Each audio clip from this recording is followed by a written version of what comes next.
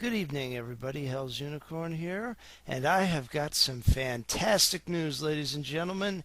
It appears that Ron Paul has actually pulled out a victory in the Louisiana caucuses, which were just held today. I have a link in the description to the article, and I'm going to read all of the important points. I'm not going to read the whole article because I want to get this over with quickly. Representative Ron Paul of Texas dominated the Louisiana Republican caucuses held Saturday, ergo today. The results guarantee he will have a strong presence in the state's delegation to the Republican National Convention in August, even if he has little hope of winning the party's presidential nomination. Typical Associated Press / mainstream media bullshit there at the end, but the first 3/4 of that are what count. And then we'll read a little bit more of this. The caucuses were held in the state's 6 newly drawn congressional districts. While the presidential preferences of the delegates were not identified on the caucus ballots, delegates who backed the Libertarian congressman, who is now the only one of Mitt Romney's adversaries still standing, won the lion's share of the contest, carrying the 1st, 2nd, 5th, and 6th congressional districts, ergo 4 out of 6. Now, according to my own sources on the Daily Paul, not the Daily Caller, there was also a sort of de facto tie in District 4 between Romney's people and Paul's people, so technically it's 4.5 out of 6, but, you know, whatever. And then there was a victory in the 3rd district for holdouts for Newt Gingrich or something like that. It was a unity slate between him, and that will basically go to Romney, but it doesn't matter because basically the party's state convention will be controlled by Ron Paul, so all 17 of the delegates will be going to him, which means out of all the delegates committed thus far, he is in the lead.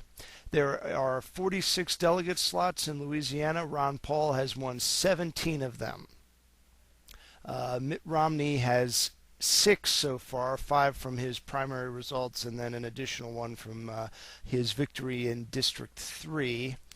And there will be 10 delegates allotted to Rick Santorum. The rest, of which I think there's 12 left that are not committed yet, maybe 14, will be decided at a later date. Hopefully Paul will be able to pick up some of those and solidify his lead, and that will be the 4th official state that will be a Paul victory, taking him closer to that magic number of 5 states with pluralities of delegates. Now, skipping down to the end of the article, this is one little thing I want to read before I sign off here. While one paragraph before that. Jason Dorr, the executive director of the state party, said that he would bring the controversy about the voter guide. There was some controversy about a voter guide, basically, that was that they thought steered all the voters to Ron Paul's delegates, as though they were going to choose anything else other than theirs in the process. But anyway, while congratulating the Paul campaign for apparently capturing their first state delegation in this presidential election cycle through an excellent get-out-the-vote effort today, Sarah Roy, chairwoman of the Greater New Orleans Republicans, characterized it as an odd and undemocratic result that would embarrass and distract both Romney and Governor Bobby Jindal. The result of this ill-conceived and confusing caucus, they wouldn't be calling it ill-conceived and confusing if Romney had won. No matter how confusing it actually was, if Romney had won, it would not have been as such. Clearly does not represent the will of the vast majority of Louisiana Republican voters, as Ron Paul recently received only 6% of the vote in the Louisiana presidential primary. We're going to stop right there. You know something? I'm just going to say this right now. Thank God for caucuses. All right? Thank God for them.